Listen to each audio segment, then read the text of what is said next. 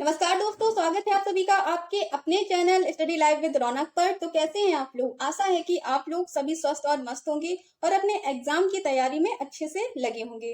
तो फिर आज का जो आपका मॉक है वो हिंदी का रहने वाला है और आज हम हिंदी के 40 महत्वपूर्ण प्रश्नों को इस मॉक में सॉल्व करेंगे। तो वीडियो को पूरा देखिएगा और जरा भी स्किप मत कीजिएगा। अगर आप वीडियो देख रहे हैं और चैनल पे नए हैं तो प्लीज चैनल को सब्सक्राइब कर लीजिए। अगर आपको ये सेशन पसंद आता है तो एक लाइक जरूर कीजिएगा। तो चलिए शुरू करते हैं अपने मॉक को, जिसमें पहला प्रश्न आपकी स्क्रीन पे नजर है कि कांटों से भरा हुआ वाक्य के लिए नीचे दिए गए विकल्पों में से एक शब्द चुनिए। ठीक है, एक शब्द आपको बताना है कांटों से भरा हुआ के लिए। तो आपका ऑप्शन है कंटक, विकीकरण, कुचला या कंटकाकीर्ण। तो आपका राइट आंसर है ऑप्शन नंबर डी। कांटों से भरा हुआ के एक लिए एक शब्द हो जाएगा आपका कंटकाकीर्ण। ठीक है, इसमें से जो कुछ प्रश्न है वो हमने प्रीवियस ईयर के लिए हैं और कुछ प्रश्न इसमें मैंने न्यू रखे हैं। चलिए क्वेश्चन नंबर दूसरा लेंगे अपना हम कि शुद्ध वर्तनी का चयन कीजिए। आपके ऑप्शन है बहिष्कर, बाहिष्कार, बहिष्कार या बहिष्कर। तो आपका राइट आंसर क्या हो जाएगा? इसमें हो जाएगा ऑप्शन नंबर सी। ठीक है, आपका जो शुद्ध वर्तनी है वो है बहिष्कार। बहिष्कार जो है वो इस प्रकार लिखा जाता है। तो ये आपका राइट आंसर है।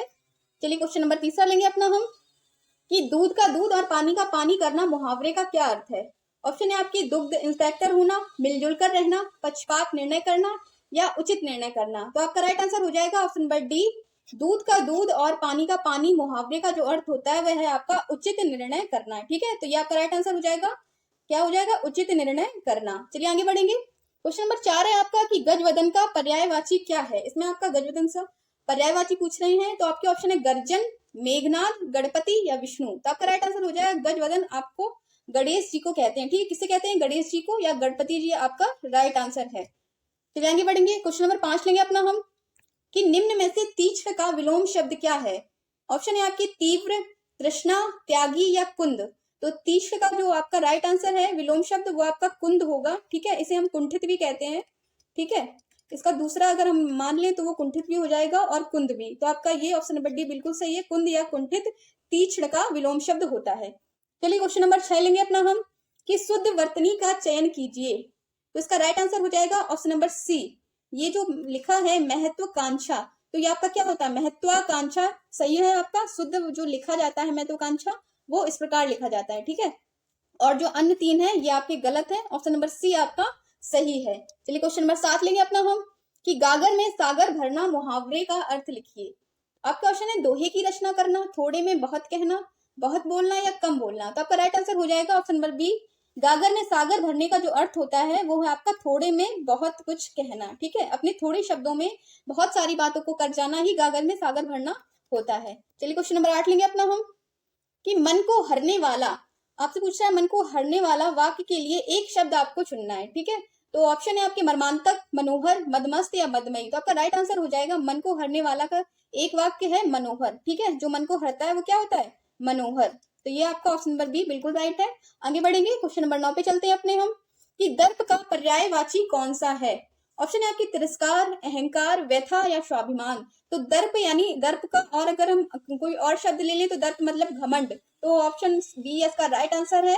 अहंकार जो है वो दर्प का पर्यायवाची हो जाएगा। ठीक है, अहंकार आपका राइट आंसर है।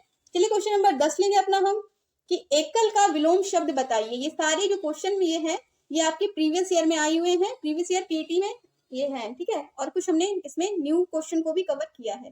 तो आपसे एकल का विलोम शब्द पूछ रहा है, तो आपका ऑप्शन हो जाएगा बहुल, पर्याप्त, उपयुक्त या अकेला। तो आपका राइट आंसर हो जाएगा एकल का बहुल। ठीक है, एकल का क्या हो जाएगा? बहुल आपका राइट है। चलिए क्वेश्चन नंबर 11 लेंगे अपना हम कि पौ प्लस अन को संधि युक्त करने पे क्या रूप बनेगा। ऑप्शन है आपके पवन, पावन, पौन या पाचन। तो पौ प्लस अन का राइट आंसर हो जाएगा ऑप्शन नंबर ए पवन। ठीक है, ये पवन की जो संधि होती है। ठीक है, संधि विच्छेद पवन का होता है पौ प्लस अन। चलिए आगे बढ़ेंगे। क्वेश्चन नंबर 12 है आपका कि रत्नाकर का संधि विच्छेद क्या होगा। ऑप्शन है आपके रत्न प्लस आकर या रत्न प्लस आकार या रत्ना प्लस कर या रति प्लस आकार। तो इसका राइट आंसर हो जाएगा रत्नाकर का जो संधि विच्छेद होता है वो आपका option number A Ratna plus आकर रत्नाकर बन जाता है। क्या बन जाता है? रत्न प्लस आकर रत्नाकर। ठीक है, चलिए आगे बढ़ेंगे। क्वेश्चन नंबर 13 है आपका कि मतैक्य किस संधि का उदाहरण है। आपसे ये पूछ रहा है कि जो मतैक्य शब्द है ये किस संधि के उदाहरण में आता है। तो आपके ऑप्शन है गुण संधि, यड़ संधि, वृद्धि संधि या व्यंजन संधि? तो आपका राइट जो ऑप्शन है वो हो जाएगा ऑप्शन नंबर सी, मतैक जो है वो वृद्धि संधि का उदाहरण है। ठीक है, कौन सी संधि का? वृद्धि संधि का उदाहरण है मतैक।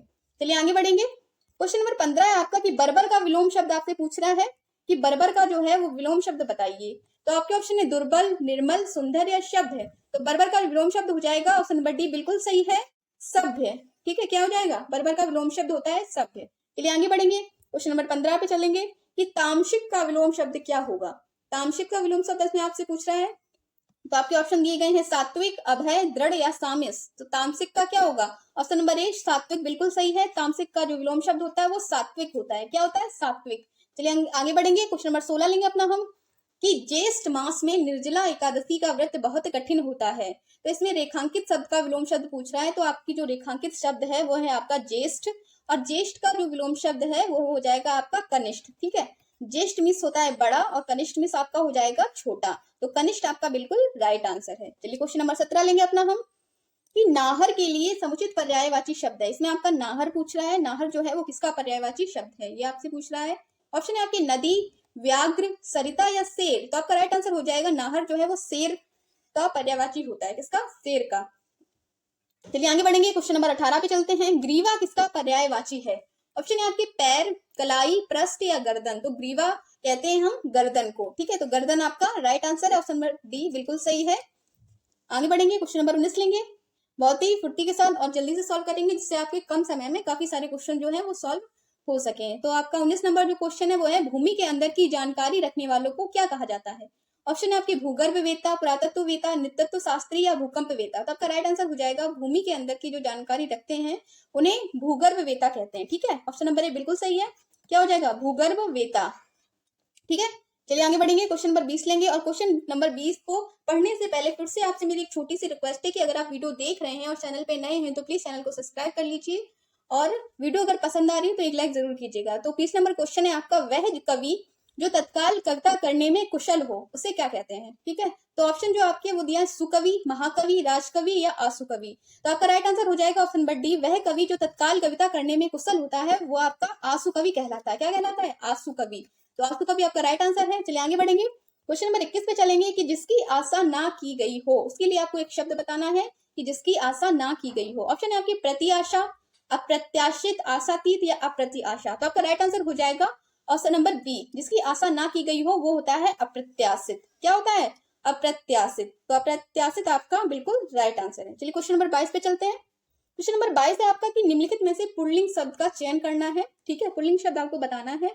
तो चाहत, रंगत, मेहनत या आहार। तो चाहत आपका स्त्रीलिंग शब्द है, रंगत भी आपका स्त्रीलिंग शब्द है, मेहनत भी आपका स्त्रीलिंग शब्द है, लेकिन जो आहार है, आहार होता है, आहार होती नहीं है, आहार होता है। तो आहार जो है वो आपका पुल्लिंग शब्द है। ठीक है, चलिए आगे बढ़ेंगे, क्वेश्चन नंबर 23 पे चलते हैं कि निम्नलिखित में से स्त्रीलिंग शब्द का चयन कीजिए। ऑप्शन है आपकी शोभा, शस्त्र, पालन या नृत्य। तो अन्य ये जो तीन आपको दिख रहे हैं ये तीनों जो है ये आपके पुल्लिंग शब्द हो जाएंगे, और शोभा जो है आपकी वो आपका स्त्रीलिंग शब्द है। ठीक है, शोभा क्या है आपका? स्त्रीलिंग शब्द है। चलिए आगे बढ़ेंगे, क्वेश्चन नंबर 24 लेंगे अपना हम कि शब्द युग्म के सही अर्थ भेद का चयन कीजिए। तो आपके ऑप्शन है अम्बुज और अम्बुद में आपसे पूछा जा रहा है। ठीक है, अम्बुज और अम्बुद का जो सही शब्द है अर्थ उसको पूछा जा रहा है। तो आपके ऑप्शन है कमल, बादल, जल कमल, समुद्र कमल या बादल और समुद्र। तो इसमें अम्बुज का जो अर्थ है वो आपका हो जाएगा कमल, और अम्बुद का अर्थ है बादल। तो ऑप्शन नंबर ए बिल्कुल सही है, कमल और बादल इसका जो है सही अर्थ होगा। चलिए आगे चलेंगे, क्वेश्चन नंबर 25 लेंगे अपना हम कि आधा तीतर आधा बटेर लोकोक्ति का क्या अर्थ है। ऑप्शन है आपके बेमेल चीजों का सम्मिश्रण, संकर चिड़िया, अनुपम वस्तु या सामान्य कार्यों का मिश्रण। तो ये इसमें आपका राइट आंसर है आधा तीतर आधा बटेर का अर्थ हो जाएगा बेमेल चीजों का मिश्रण। ठीक है, ऐसी चीजें जिनका कोई मेल नहीं है। ठीक है, तो क्या हो जाएगा? वो आधा तीतर और आधा बटेर। तो ऑप्शन नंबर ए बिल्कुल सही है, बेमेल चीजों का मिश्रण। ये आगे चलेंगे, क्वेश्चन नंबर 26 है आपका कि पैसे से मनुष्य के जीवन जीने की इच्छा बलवती होती है। रेखांकित वाक्यांश के लिए एक शब्द बताइए। तो इसमें रेखांकित आपका वाक्यांश कौन सा है? जीवन जीने की इच्छा। इसके लिए एक वाक्यांश बताना है आपको। तो इसका राइट आंसर हो जाएगा ऑप्शन नंबर ए, जीवन जीने की इच्छा कहलाती है जिजीविषा। क्या कहलाती है? जिजीविषा। चलिए आगे बढ़ेंगे, क्वेश्चन नंबर 27 लेंगे अपना हम कि पूरब और उत्तर के बीच की जो दिशा है उसके लिए आपको एक वाक्यांश बताना है। पूरब और उत्तर के बीच की दिशा क्या कहलाती है? ऑप्शन है आपके आग्नेय, ईशान, वायव्य या शाश्वत। तो आपका राइट आंसर हो जाएगा पूरब और उत्तर के बीच की दिशा ईशान कहलाती है। क्या कहलाती है? ईशान। तो ये आपका राइट आंसर है, ईशान। ठीक है, आगे बढ़ेंगे। क्वेश्चन नंबर 29 लेंगे कि विद्वान शब्द का स्त्रीलिंग क्या होगा। ऑप्शन है आपकी विदुषी, विद्वंती, विद्यामती या विद्यावती। तो आपका राइट आंसर हो विद्वान का ऑप्शन नंबर है विदुषी होता है। ठीक है, विद्वान आपका पुल्लिंग हो जाएगा और विदुषी स्त्रीलिंग हो जाएगा। चलिए आगे बढ़ेंगे। क्वेश्चन नंबर 30 पे चलते हैं कि स्वावलंबी होने का सही मुहावरा क्या है। पौबारा होना, पानी फेर देना, पैरों पर खड़ा होना या फूट फूट कर पैर रखना। तो आपका राइट आंसर हो जाएगा स्वावलंबी होने का जो सही अर्थ है वो है आपका पैरों पर खड़ा होना। ठीक है, पैरों पर खड़ा होना जो मुहावरा है उसका अर्थ होता है स्वावलंबी होना। चलिए आगे बढ़ेंगे। क्वेश्चन नंबर 31 लेते हैं अपना हम कि आसमान से गिरा खजूर पर अटका लोकोक्ति का उपयुक्त अर्थ क्या है। तो बाधा मुक्त होना, एक नई मुसीबत में पड़ना, मुसीबत ही मुसीबत या मुसीबत में किसी का सहारा मिलना। तो आपका राइट आंसर है कि एक नई मुसीबत में पड़ना। ठीक है, आसमान से गिरा और खजूर पर अटका का अर्थ है कि एक मुसीबत से निकलकर फिर से एक नई मुसीबत में पड़ना। ठीक है, तो ये आपका option number B right answer है। चलिए आगे बढ़ेंगे। क्वेश्चन नंबर 32 लेंगे कि निम्न में से वर्तनी की दृष्टि से शुद्ध शब्द आपको बताना है। तो आपका जो शुद्ध शब्द हो जाएगा, ये जो ऊपर के तीन आपको नजर आ रहे हैं ये तीनों आपके अशुद्ध शब्द हैं और परीक्षा जो है ये आपका शुद्ध शब्द है। क्योंकि पूज्य नहीं होता है, आपका क्या होता है? पूज्य होता है। और परीक्षण नहीं होता, परीक्षण होता है आपका। ठीक है, ये शुद्ध शब्द ऐसे लिखे जाते हैं। और प्राण नहीं, आपका होता है प्राण होता है। तो परीक्षा आपका राइट आंसर है, ये आपका शुद्ध शब्द है। चलिए क्वेश्चन नंबर 33 लेंगे कि निम्नलिखित में से शुद्ध वाक्य का चयन कीजिए। इनमें आपको 4 वाक्य दिए गए हैं, इसमें आपको शुद्ध वाक्य बताना है। तो ऑप्शन है आपके भारत में चंद्रयान 2 लॉन्च किए हैं, ये तो आपका गलत ही हो जाएगा। ठीक है, ये वाक्य गलत है। नेक्स्ट है आपका भारत में चंद्रयान 2 लॉन्च की है, ये भी आपका सही नहीं पढ़ने में लग रहा है। और ऑप्शन नंबर 3 है आपका कि भारत ने चंद्रयान 2 लॉन्च किए हैं, ये भी गलत है। अगर ऑप्शन नंबर डी अभी बचा है तो यही आपका राइट हो जाएगा कि भारत ने चंद्रयान 2 लॉन्च किया है, ये आपका राइट आंसर है। ठीक है, शुद्ध वाक्य आपका क्या होगा कि भारत ने चंद्रयान 2 लॉन्च किया है। ठीक है, आगे बढ़ेंगे। क्वेश्चन नंबर 34 है आपका कि निम्न में कौन सा वाक्य जो है वो शुद्ध है। शुद्ध वाक्य को उसमें पूछा जा रहा है। तो ऑप्शन है आपके गंदा पानी उबाल कर पिए, पड़ोसी ने मुझे स्वतंत्रता दिवस की बधाई दिया, यमुना की पानी गंदा और प्रदूषित है, बच्चा लोग क्रिकेट खेलता है। तो आपको पढ़ने में समझ में आ रहा होगा कि ये जो नीचे के ये 3 शब्द हैं ये इनमें अशुद्धि नजर आ रही है। ठीक है, इसमें बधाई दिया गलत है, यमुना की पानी नहीं होता, यमुना का पानी होता है, और बच्चा लोग नहीं है, बच्चे लोग जो है वो क्रिकेट खेलता नहीं है। ये देखो पढ़ने में ये बिल्कुल अशुद्ध लग रहा है। तो आपका राइट आंसर है ऑप्शन नंबर ए, ये आपका शुद्ध शब्द है कि गंदा पानी उबाल कर पिए। चलिए आगे बढ़ेंगे। क्वेश्चन नंबर 35 है आपका कमायनी के रचनाकार कौन है। इसमें कमायनी के रचनाकार आपसे पूछा जा रहा है। ऑप्शन है आपके मैथिली शरण गुप्त, राम नरेश त्रिपाठी, रामधारी सिंह दिनकर या जयशंकर प्रसाद। तो ये आपकी जो कमायनी है वो जयशंकर प्रसाद की रचना है। किसकी रचना है? जयशंकर प्रसाद की रचना है। आगे लेंगे। क्वेश्चन नंबर 36 है आपका कि हिंदी का प्रथम समाचार पत्र कौन सा था।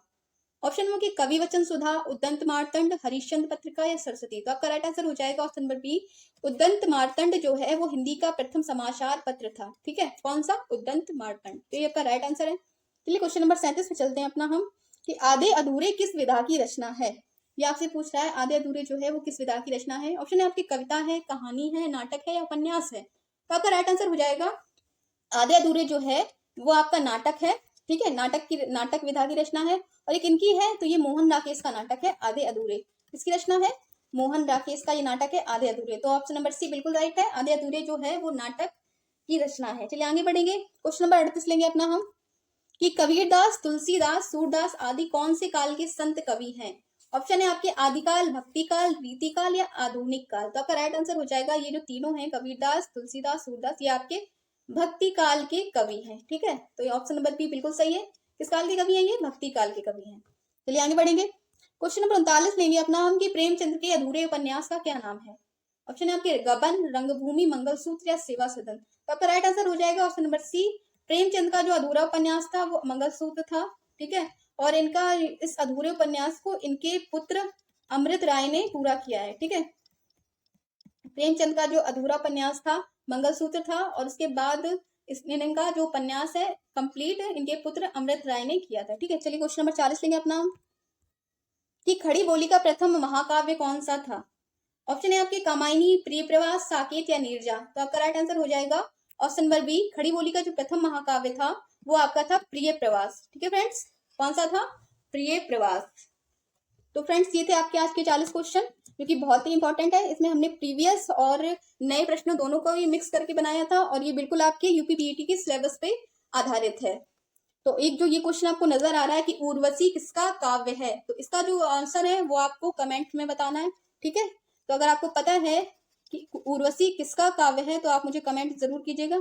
ठीक है, और आप मुझे ये जरूर बताइए कि आपके 40 में से कितने क्वेश्चन जो है वो सही किए हैं आपने, आपका जो स्कोर है वो कितना बना है। ठीक है, और फिर से एक रिक्वेस्ट है कि अगर आप देख रहे हैं वीडियो को और आपको वीडियो पसंद आ रही है तो चैनल को सब्सक्राइब कर लीजिए और एक लाइक जरूर कीजिएगा। तो हम फिर मिलते हैं कल आपसे एक नई वीडियो के साथ। तब तक के लिए नमस्कार, take care and good bye.